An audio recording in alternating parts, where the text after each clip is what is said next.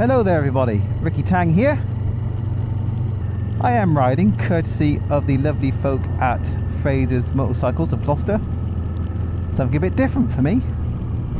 Suzuki V-Strom 1050 XT, or the full model name I think DL 1050 XT. I've just got on the bike, just left the dealership. And the first thing I need to do is adjust the screen because I'm getting a bit of buffeting, but I'm sure it can be adjusted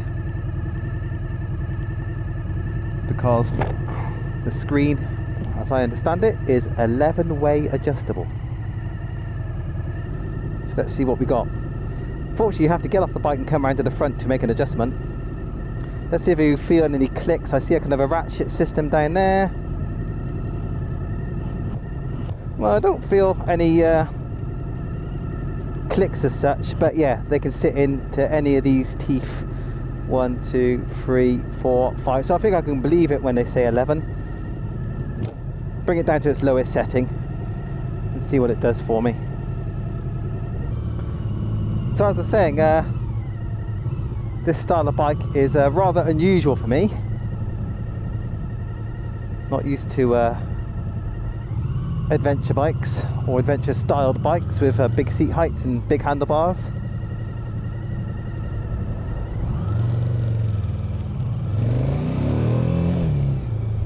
And can't remember the last time I rode a large capacity V-twin.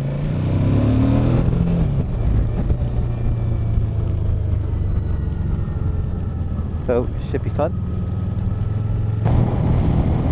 Well, with the screen, still getting some buffeting. Kind of hitting the top of my crash helmet. So I'll have to make another adjustment. That's okay. Part of the ownership experience is working out which screen position is good for you.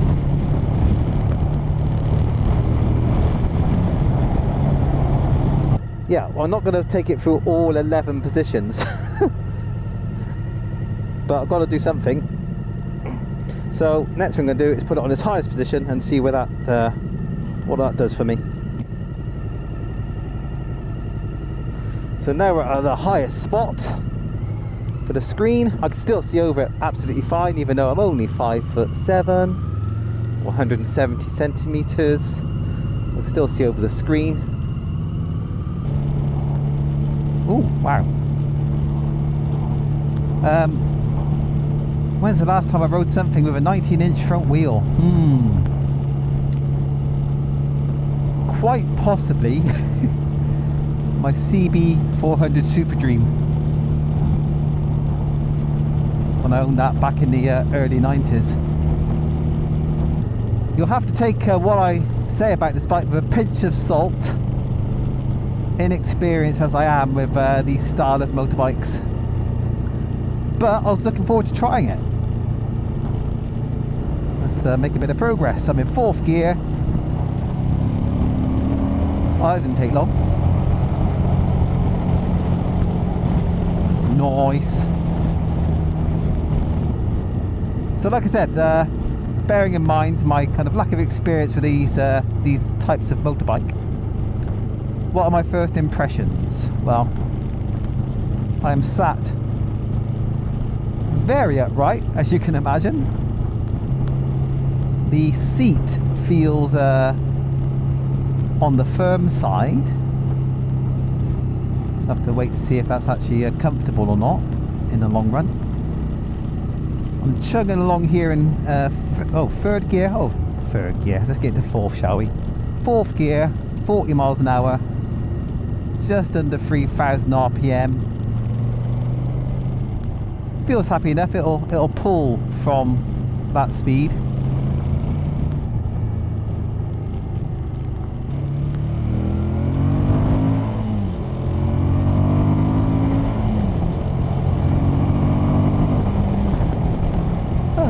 It's decent enough mid-range torque there. Nice bit of pull. Ooh. front brake's pretty good as well.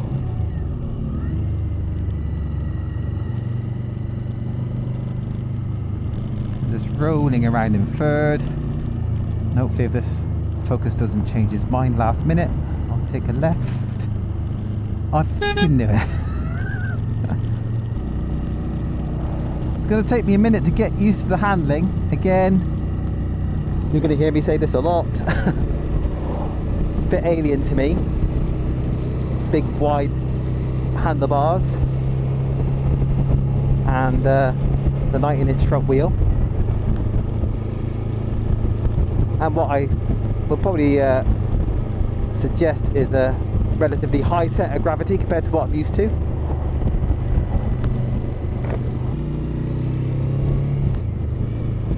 The instruments, the dash, well, seems a bit busy, I've got to say, looking at that. The basics are there. Speed's nice and big in the top right corner. You've got a nice big gear indicator in the middle of the tacho, rev counter. But towards the bottom right hand corner of the screen, there's quite a bit going on. Just trying to suss out what we got. We've got air temperature, nice. Nice that you don't have to press any buttons to kind of see what the outside temperature is doing. We got a clock, although that appears to be an hour slow. We got the trip meter. I can see fuel range. And yeah, what is odd to me a little bit is you got kind of the instant miles per gallon. You got that as a constant display on this screen. So yeah, I think you can figure out or kind of come to live with the fussy options there, the busy looking display.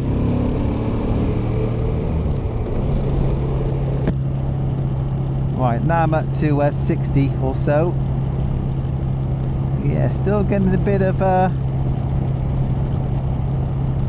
turbulence. I can feel it tugging on my jacket down here for some reason. It must be coming around the screen at the bottom,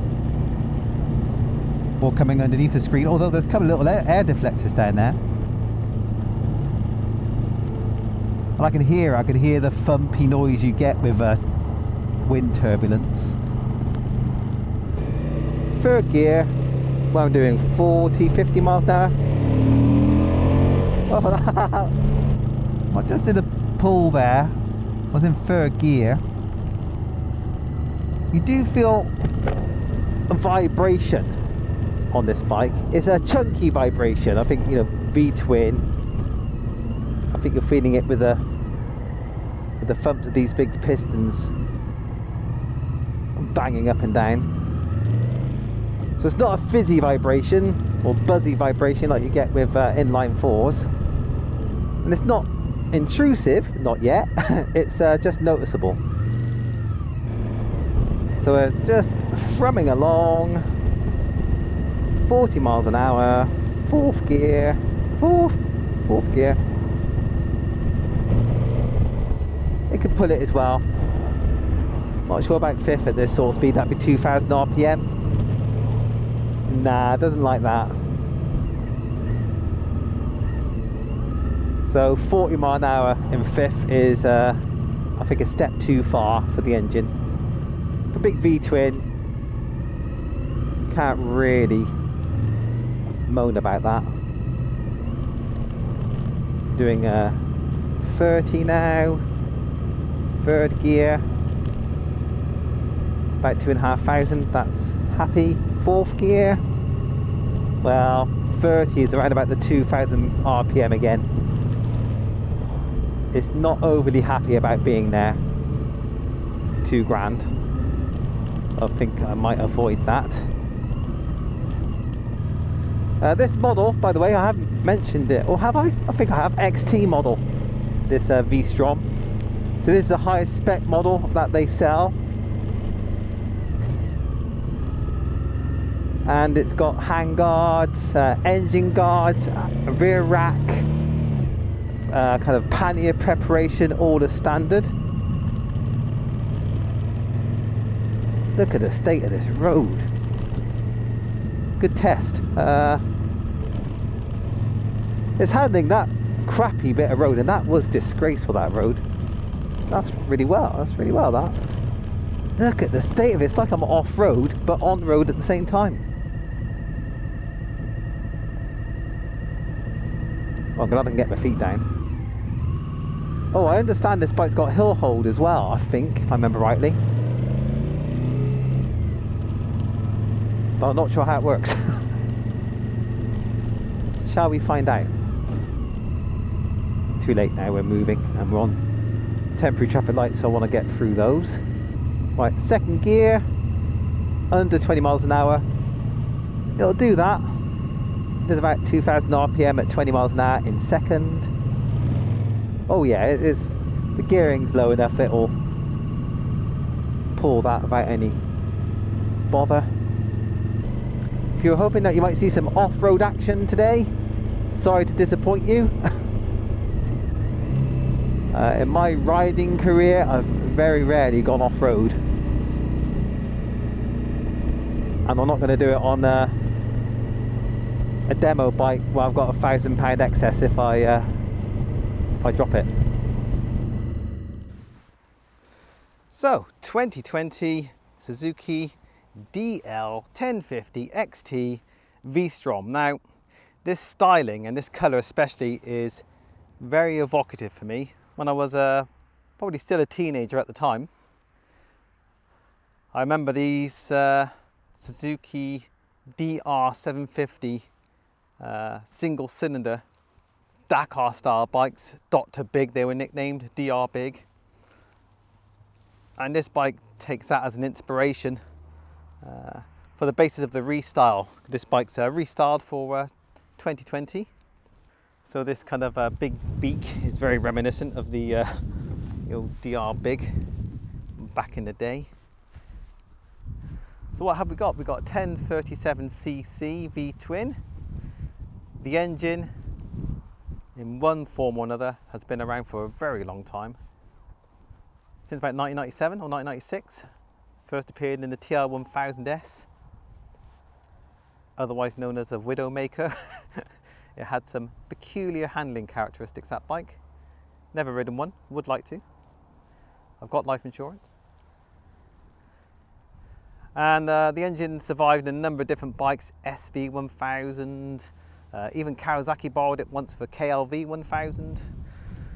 And it's been through several generations of V-Strom. And it's been in a motor as well, SB8 I think.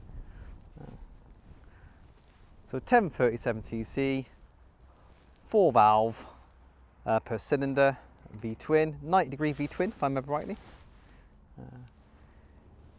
The engine's now Euro 5 compliant, so they've tweaked it from the last iteration, and it's putting out I think 107 horsepower at 8,500 RPM, 100 Newton meters of torque at 6,000 RPM. 6,000 sounds a bit high for a big V-twin, but I've looked at some dyno readouts and it's quite a flat torque curve. 6,000 might be the peak, but it's not much less than that at 4,000 and 3,000. Now, it's quite a big old bike. The wet weight, oh, I might get this wrong now, I think it was 243 kilos or 247 kilos. It sounds quite heavy for a bike that's just knocking on the door of 100 horsepower. But my previous bike to my BM that I'm riding now, the Suzuki 1250 Bandit, that was about 100 bhp as well, maybe a bit less actually as standard, and that was 257 kilos. So it's not too bad actually. Now being the XT model, what we have here is a few accessories as standard. We've got the hand guards at the top, engine guards, no bash plate unfortunately, as standard. We've got engine guards, hand guards, side case preparation there. We've got a nice rack, we've got good grab rails. So altogether it's pretty well equipped. 310mm discs at the front and radially mounted calipers as well, which you might think of a bit of a surprise on a off-road style bike. But that's the thing, I think, off-road styled. It's not meant to compete in the same realm as the 1250 GS BMW. And if you look at the tyres, that also kind of gives it away, despite the fact that it's got spoke wheels. It has got spoke wheels. As I understand it, cast wheels can be swapped in instead for a no-cost option if you're speccing up the bike. But the wheels look quite nice. But what I was going to mention was the tyres. Pretty road biased tyres there, as I think you'll agree. A bit of a pretense to off-road, gravel roads perhaps. Maybe nothing much more exotic than that. Oh, look at that. They do want to at least make you think you can go off-road, because you can, I think, rip out these rubber foot guards and go full serrated. Go full Charlie Borman if you wanted to. Preload adjustment on the rear shock.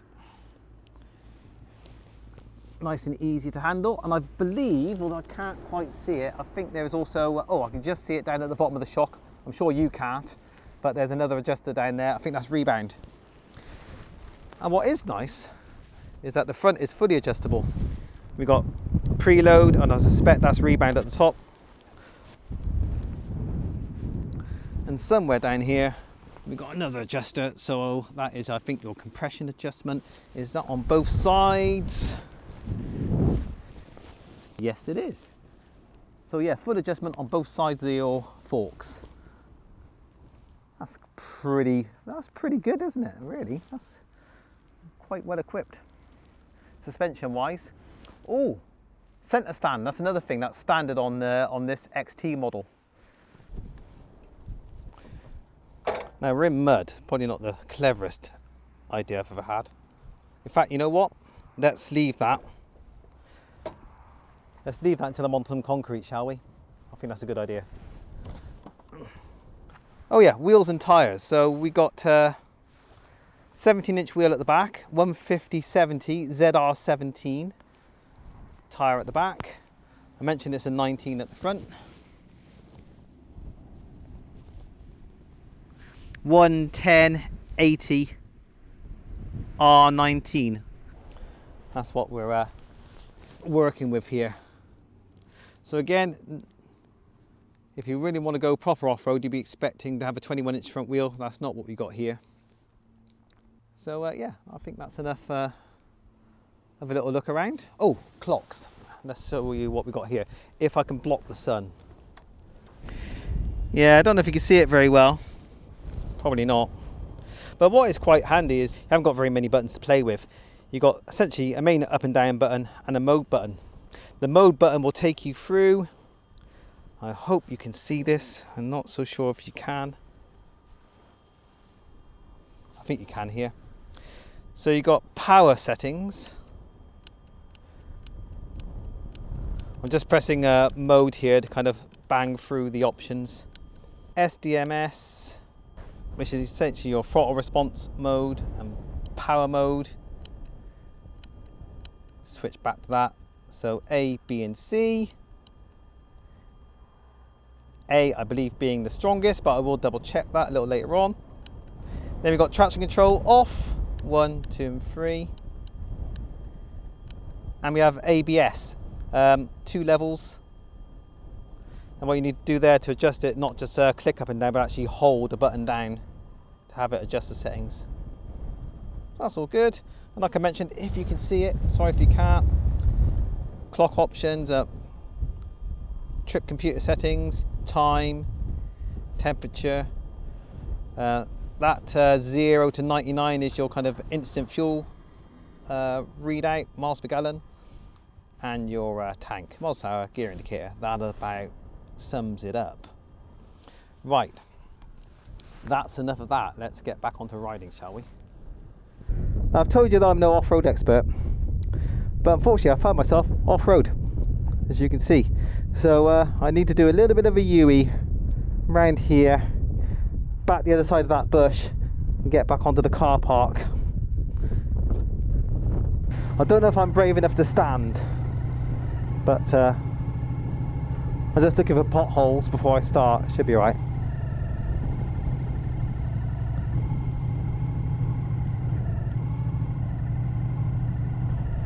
Don't stall.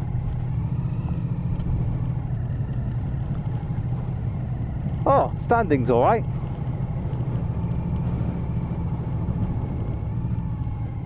They've really don't want people to be up here. Oh, look at that. We've got a little route. As long as I don't get my bike caught in these wooden stakes. Excellent. Look at these stones down here. Don't think about motorcyclists at all, do they? I could easily lose the back trying to get away out of here. Jesus, I just tipped over to one side as well. What a load of crap that is. Okay. Finally.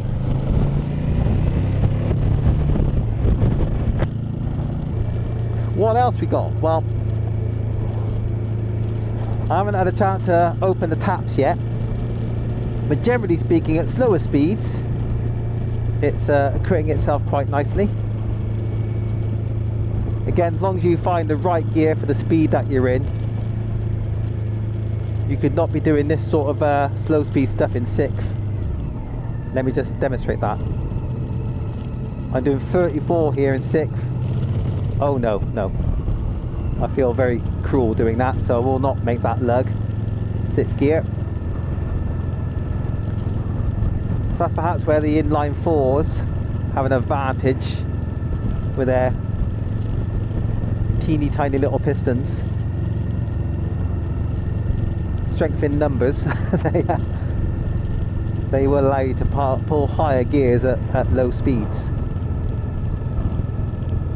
And unfortunately for this bike, I do like doing that. On my 1250 Bandit, I could pull 6th gear down to about, I think it's about 1700 RPM, something like that. Now I won't do that very often, but I like a tractable engine. I like using a gearbox, I like stirring the gears when the time's right. But I also like being very lazy and just having the bike deal with it.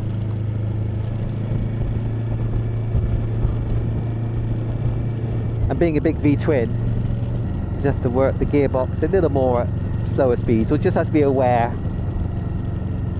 of what gear you're in. Why are you driving in the dirt, dude? I can't get past you. It's a blind bend. I can now see a truck coming my way anyway. Just driving in the dirt for no reason. I'm the dual sport, not you. Can't believe I stood up on this bike. I'm well chuffed. And it was easy to do. I won't be doing it again probably today. But I stood up. My legs, as far as I can remember, as far as I can tell, I was quite straight. My body was quite straight, and my arms were kind of not far in front of my hips. There wasn't a reach to the bars in a standing up position. For a noob like me, off-road stuff, that was comfortable. Right then, Miss V-Strom, I'm going to have to pile on some power.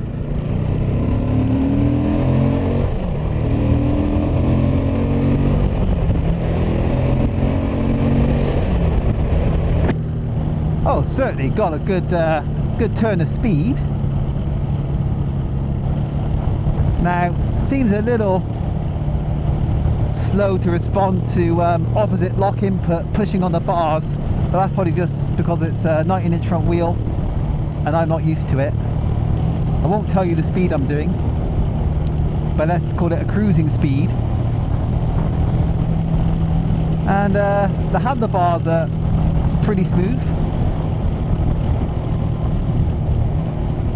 but there's a bit of vibration through the seat.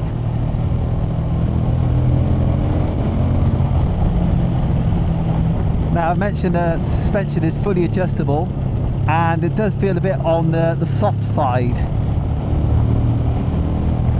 at these higher speeds through the bends. So I might need to do a bit of a adjustment if this bike were mine. I do believe a lower seat height version is available. Actually, I think, well, you can go for an option where you can get a seat that's 30mm lower. I've realised I haven't mentioned the seat heights, so I'll bang them up now. So unlike some V-twins, You wouldn't be buying this if you enjoy winding on the power and feeling the lusty V-twin drag you down the road. It does it, but it's in a kind of a more of a efficient manner.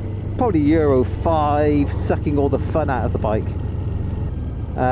What I don't think I've mentioned yet, I've got cruise control on the right hand cluster there,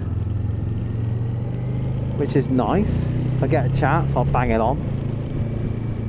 In fact, will I bang it on now? We're on my 4th gear. That didn't work. Ah, yeah, I know. So I've activated it. It's ready to be activated, and then I hit, I think, set on the left-hand switch gear. There we go. We're cruising.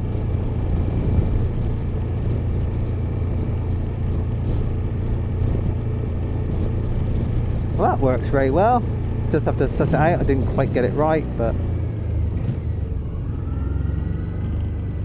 it was only my first time. Now, while I'm here, feet. Well, I got the balls of my feet down on there, but I'm not going to get those heels down. Not with this seat height. Okay, what am I going to do with this screen? I've had it on the lowest setting. It wasn't great. I've had it on the highest setting.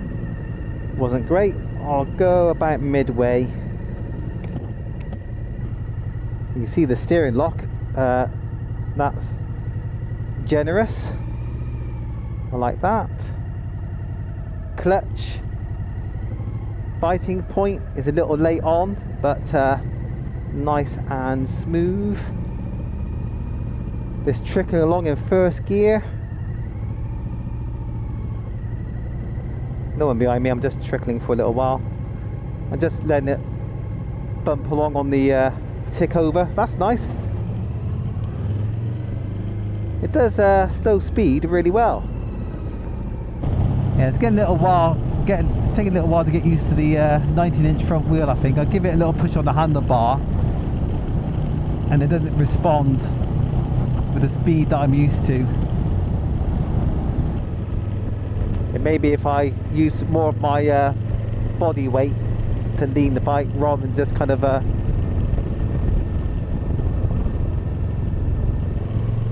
push and pull on the bars, that might help. And I think it might actually. Believe it or not, I just hung off the seat slightly as I went into that bend. Slightly less effort on the bars, kind of more of a lean. That does feel more comfortable. You just got to plan ahead with your body positioning before you get around a bend.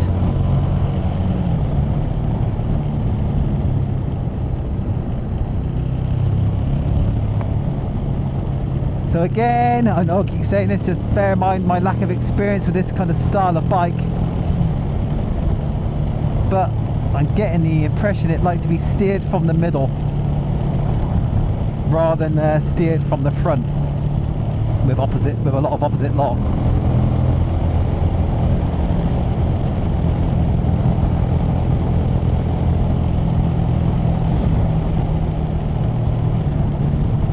The suspension, I mentioned earlier, it feels overall kind of a bit on the soft side.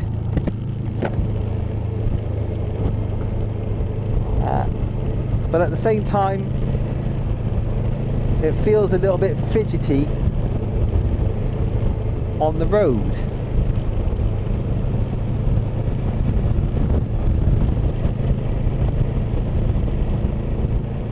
Now what that might mean perhaps is maybe I need to, perhaps for me, reduce compression damping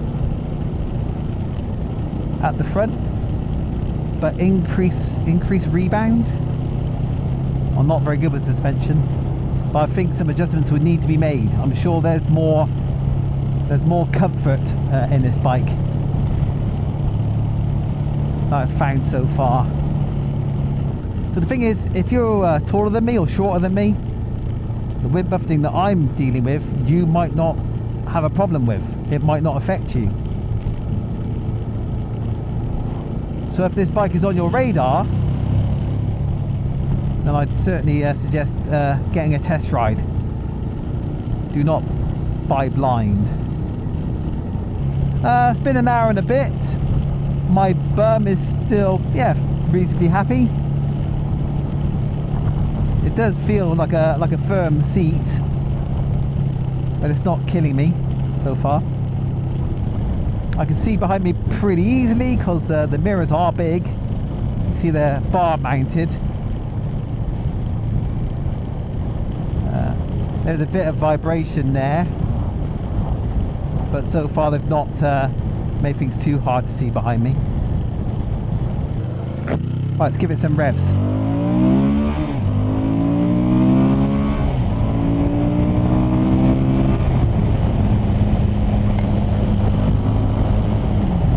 Well, there's quite a lot of revs and quite a lot of noise, but not really an awful lot of go.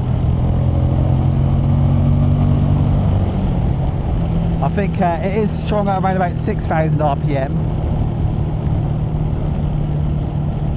Like I said, that's where the peak torque is. I think then it gets a little bit breathless at the top. Probably down to the Euro 5 rubbish. One thing I haven't mentioned yet for this machine is the price in the UK at time of recording. I do believe that's 11,399.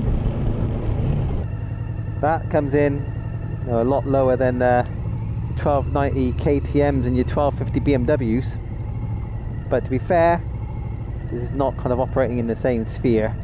I think this machine is more for people who like this adventure styling, but maybe can't financially stretch to one of those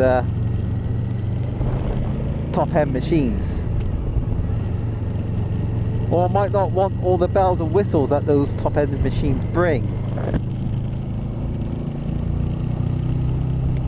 I mean, this has got most of what you need. You've got cruise control, traction control, adjustable ABS, although the ABS cannot be switched off totally. It can't be switched off like at the rear wheel like on some machines, which I think also kind of goes to show its kind of road biased market positioning.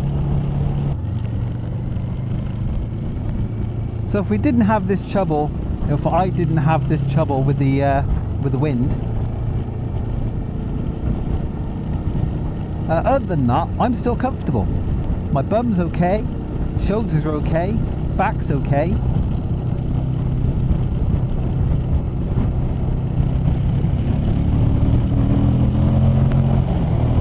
So I can see how you could do some serious miles on this bike. So what don't I like about this bike overall in the short time we've had together? And what do I like? Well, like I said, this wind issue is a big one for me personally. I can't seem to get around the wind buffeting no matter what I do with the screen position. Now the bike is torquey. Like there, for instance, between about 3 and 6, I like how it responds. But past that, if you're trying to make some quick progress, then it does seem a little bit breathless at the top end. But that's not really what this bike's about, is it? It's about doing a shed load of miles and doing some long distance touring. Oh, which reminds me, can I find my average? Oh my god, I was about to say my average fuel consumption. My average currently 59.4 miles per gallon. 59.4 UK miles per gallon. That is bloody good. 1037cc V-twin. If that pans out, you can do some serious mileage on this bike. And the things I do like, go back to the engine, I like the mid-range torque. Standing up was fun. If I were to buy a bike like this, I'd hope to be as comfortable standing up. because that just little trek on the grass earlier was fun. It felt comfortable to be stood up there, even though I haven't stood up on a bike, on an off-road bike, in about 2 years. I do like the equipment overall. Like I said, traction control, ABS, throttle mapping. We have got adjustable levers, and I like the fact we've got fully adjustable front suspension and preload and rebound at the rear. So there's a good chance you could dial this bike in to suit you, and to suit travelling with a passenger and luggage. So I'm a noob to this sort of machine. Adventure sports, adventure touring. And overall, it has been a good introduction. I could see myself certainly interested in riding something like a 1250 GS or a Super Adventure, something like that. But the big question, would I take this bike out on a second date? Well, I think you know the answer to that one. Afraid not. Sorry, sweetheart. But you got a big wind problem. But as I've said, if I've kept the relevant bits in the video, you might be a different height to me, different body shape, taller, shorter, bigger, smaller, sat further back, sat closer to the front of the bike. Just because the wind's affecting me doesn't mean it will affect you. So if this bike is on your radar, on your shopping list, I'd certainly suggest a test ride. And this bike is available at Fraser's for a test ride. I hope you've enjoyed coming along with me on this little date. And I shall see you again soon. Take care.